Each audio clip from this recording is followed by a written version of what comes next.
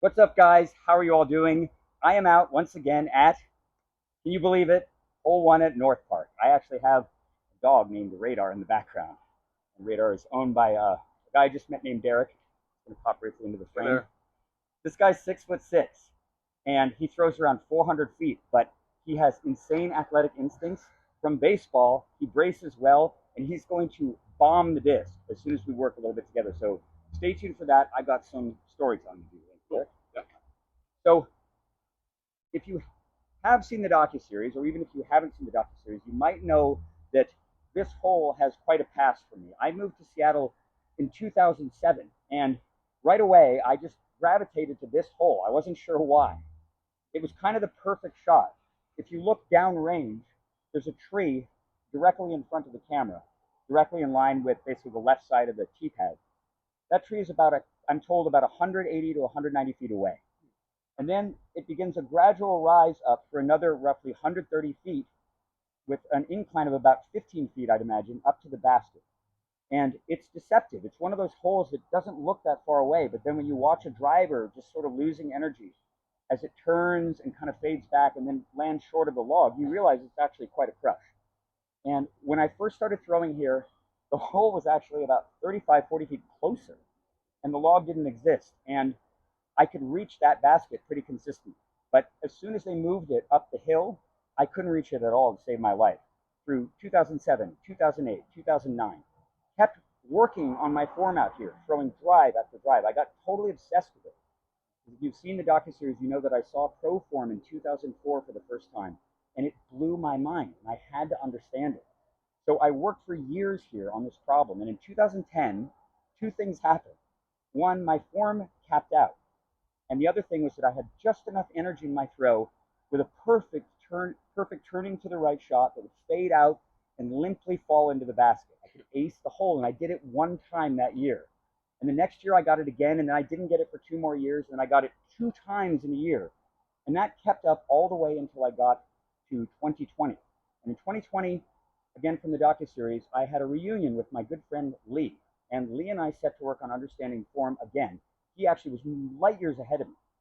And he was able to look at my form and change how I began to think about my biomechanics. For the first time, Lee got me to throw from one leg. We began with a simple one-legged drill. A one-legged drill that actually originally used a swinging sledgehammer to feel leverage in the swing, although at the time I didn't really understand what I was feeling. But I did feel the connection of how if I just stood with all my weight on my right leg and I made a pendulum, I could get the arm to move without actually activating the arm, which is the weight shift. I began to feel it for the first time, and I started throwing here a lot better. Suddenly my accuracy spiked to the moon. I realized that I could walk up and I could throw with almost no effort. I barely had to walk down the tee pad, like one slow stride, no run up or any of that shit anymore. Just one slow stride, and I could get the disc past the basket all of a sudden. Biomechanical efficiency, economy of movement is at the heart of the method system. And in 2020, thanks to those mechanics, I aced this hole 8 times instead of 1. In 2021, I aced it 12 times. I aced it 12 times more in 2022. 2023, I was busy working on method stuff. I wasn't practicing as much here, and I still got it like 5 or 6 times. And so in my 17 years of toil here, tons of very strange things have happened.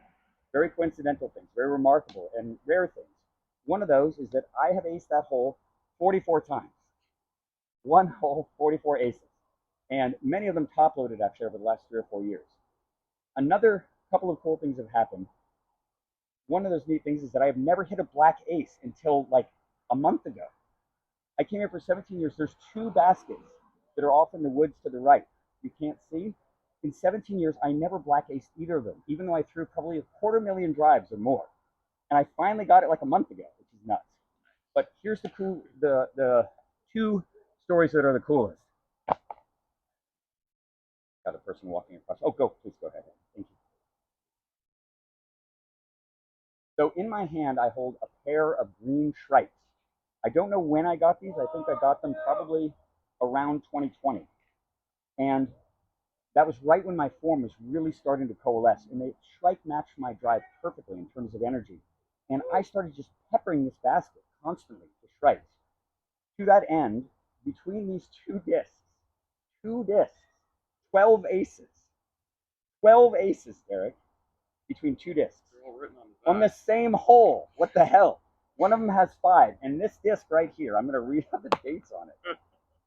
It has ace number 14. I wasn't dating them back then. Then it had ace number 19. Then on the same day, ace number 20. I forgot about that. 2 literally on the same day with the same disc. It's pretty insane, although they were stretched out about 80 or so, maybe 80 shots. Then ace number 30 or 25, and then ace number 32, and then ace number 34, and then ace number 35.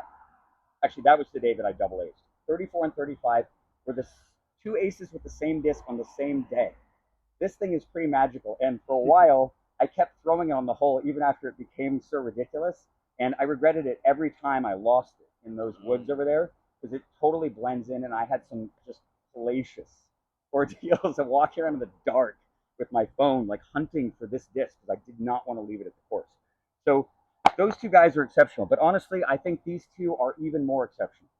You can believe it. There's a whole extra bonus feature in the docuseries about this, and it was the most improbable event. The date was 5/18, 5/18 of 2023, so May 23rd, 2023. And I'm here with a big kind of crowd of locals and some people that were just here for the day, and we're all hanging out and chatting and stuff, and I'm evangelizing the method like a madman, still talking like a million miles an hour, and showing people by crazy biomechanical leverage and showing them the whip and all this stuff and making the noise and just living it up, honestly.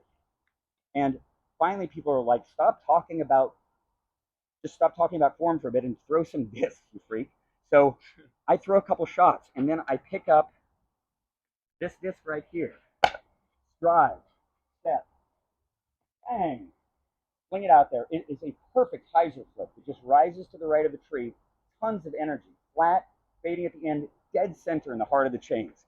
Everyone goes fucking berserk. At least everyone but the locals, because the locals have seen me ace this hole so many times they literally don't care. I don't even get like a high five anymore, or even a fist bump. Anyway, so the other people freak out, and I kind of do some high fives, and I'm still talking about leverage. I pick up this disc, and I walk down the tee pad, and I lay into it, throw it down there. It is a carbon copy of the shot before it, identical in every way. It goes exactly the same spot next to the tree, planes out, turns, goes into the dead center of the chains. 2 in a row. 2 in a row. What a proof of concept. This system is actually really transformational. Every person that I show it to can feel the lateral weight shift. They can feel the stability of the brace. They can feel how organically their body moves and integrates with perfect balance. No matter what stage of your development you're in, when you give this system a try, it is going to transform how you throw and improve you for the better. I'm planning on throwing some drives here in the next video. This video is actually going to be titled, what was it? Chasing Aces. I thought was a cool name. I've been throwing aces here since 2010, not as much recently, but I'm hoping to hit one on camera. Stay tuned for that. Thanks for watching, guys.